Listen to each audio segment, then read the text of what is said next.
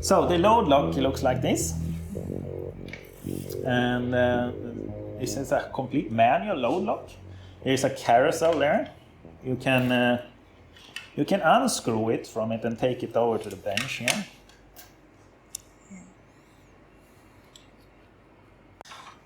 So step one when it comes to loading sample is exactly as you have done. You take on gloves because everything that's related to vacuum that goes inside the machine, we don't want to have fingerprints and things like that. And also on our own samples, we don't want to contaminate them with fingerprints.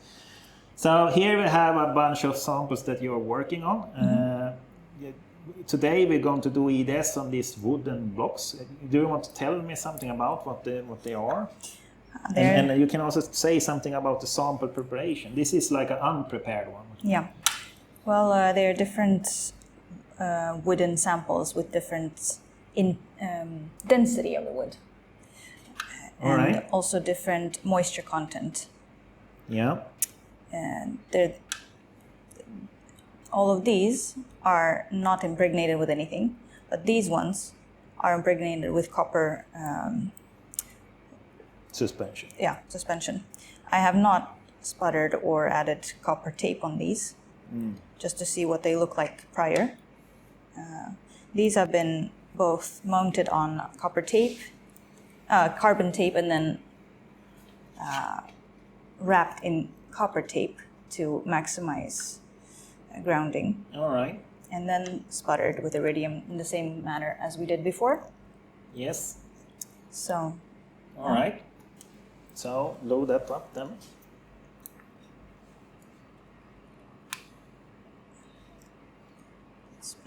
This one is 3A. Now got stuck.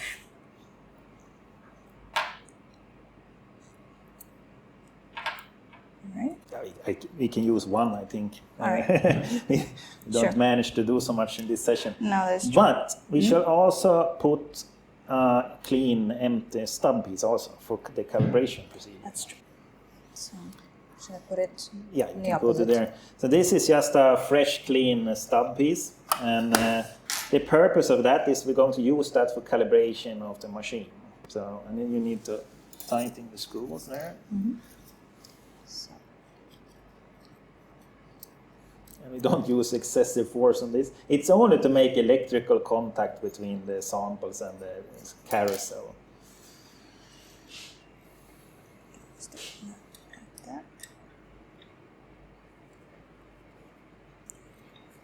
Yeah, and if you only have two samples as we had here today, I mean, you don't need to remove the carousel from the rod.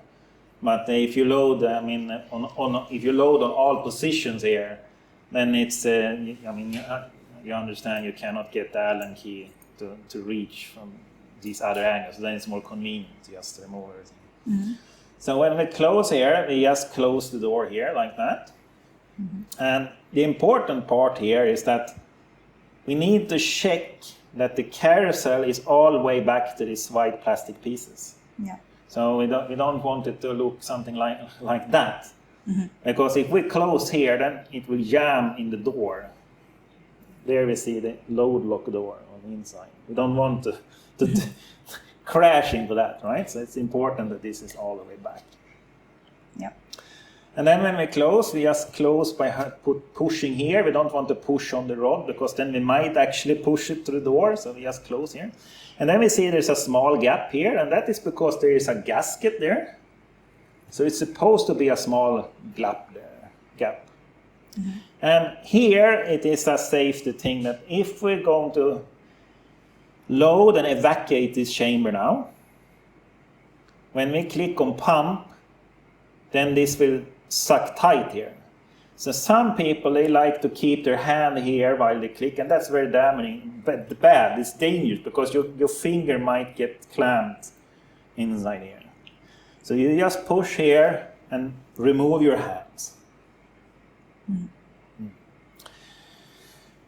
But before we start the loading, it says non-magnetic samples here. Oh yeah. So it's very important, as I said, this is an immersion lens system. We want to check that we don't have any magnetic sample. Now this is a wood piece, of course. You have a small magnet here, so you can check if it is magnetic. And we always do this as a routine protocol, because sometimes some other colleague will come and say, can you run my samples for you, because I don't have time to run it myself. And in that case, you take the sample, you run the session, and then you have forgot about this protocol that you need to check if it's magnetic.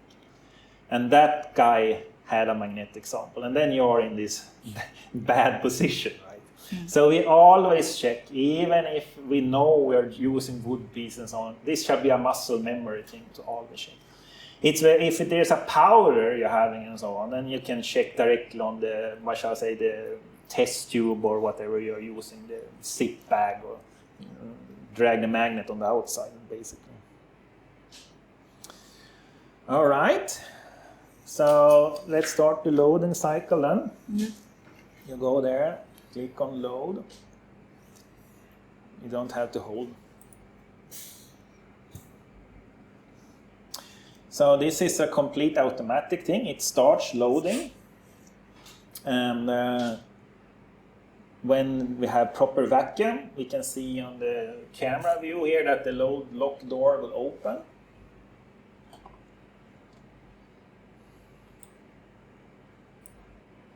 Yeah, there it goes. And then you get this screen. It says insert sample, retract arm, and press OK to close the valve. And this is not a Windows thing that says, are you sure you want to save or something like that? When you click OK, the valve will shut. And if you have your rod inserted, then you will guillotine the rod. And the rod will bend and the door will break. So it's very important that you actually do as it says. Insert sample and retract arm before you click OK. All right. Shall I show first? Yes, please. So when you're loading the sample, many new users, they tend to stand over here, and then they push with the arm like this. That you are very weak in your muscle. That's the first problem here. But also this is a bending motion. If you bend this rod, then it jams. So it's very bad to stand there. It's much better to stand over here. You can go over on this side. All right.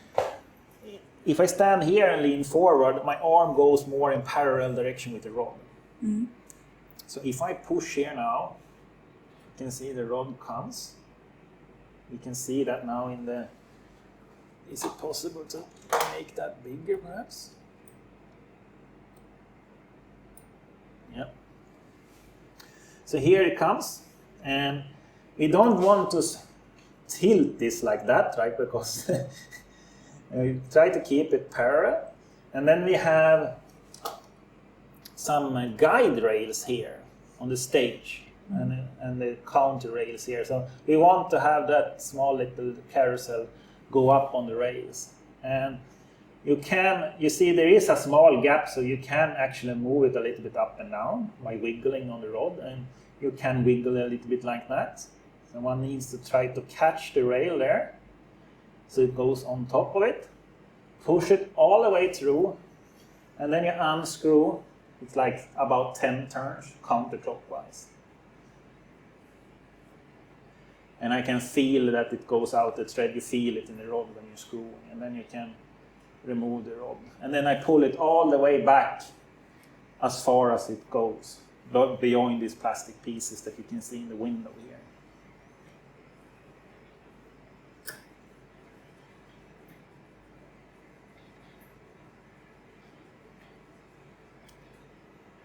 All right, now you try. Okay, sure.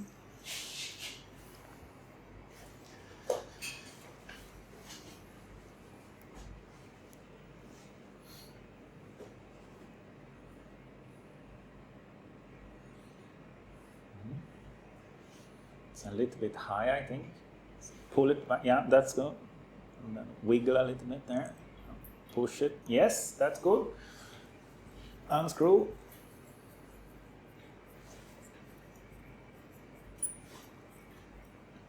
Hey? Yeah. Yeah, if you're not unscrew it, then you just push it back. How many times do I have to rotate? There we go. And you pull it all the way back now. Yeah. All right. It's good. So, Oops. So now we have done everything, and we can click OK. And then the door will shut. So then we have the sample loaded. And do you remember the numbers you put them on? It's 1 and 4, I think. yeah. Which one did you put in which one? Here is the actual sample. Here is the calibration stub. Okay. So here is your wood chip sample, right? Mm-hmm. And this one is the calibration sample. Or the blank stub piece. So, I mean, you can, if you have many samples, it's very nice to label them like that. So let's load the calibration sample now. We click on 4. 4. Yeah, you just click on number 4 and then move the carousel to position. So when you're loading many samples, this is an important thing. If you have several samples you want to run at the same time, you want them to be of same height. In this case, we have a wood piece that is about 10 millimeter high, and then we have the calibration, the blank stub piece that is 0 height. So there's a 10 millimeter difference. For doing the calibration, this will be fine. But if you're having several, what shall I say, your own samples have that kind of height differences, then it is recommended that you run them one by one or sort them. I mean, sometimes you have 5 samples that are small and 3 samples that are tall, and then you run the tall ones in one batch and then unload and load the thin ones. And the reason for this is 2 things. The first is that the performance of the machine is, what shall I say, hampered if there is a big obstacle next by and you're studying this thin one. And you cannot really come down with the pool piece because you have obstacles in the way. So the resolution will be hampered. Yeah. The other is also, what shall I say, a risk issue. You are not allowed to crash your samples into the pool piece. That can damage the machine. Yeah. So if you have a big obstacle here, and then you're running around the stage, and then the pool piece is in here in the center here, then you can crash from the side. Yeah. And that's not good. I mean, it also destroys your sample. So from those aspects, the samples should be of same height. I'll be more worried about the machine.